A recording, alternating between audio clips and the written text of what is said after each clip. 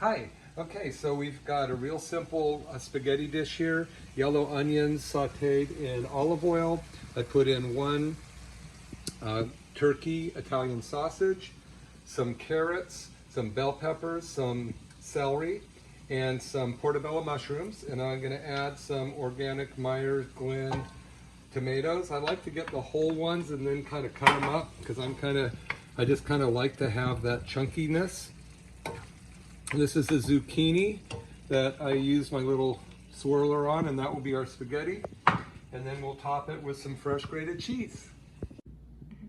Okay, here we go, all set. Now I did add a couple 4 tablespoons of butter in here. It's actually a good trick on getting the carbs that you need, or excuse me, the oils that you need. Hide your oils in the foods you like. And it's a really good trick. Now I like this to be kind of runny like this. Some people like it a little more saucy, so you could add some organic tomato paste, but I resist doing that because I like it this way. And a little bit of organic Parmesan cheese grated on there, and bon appetit.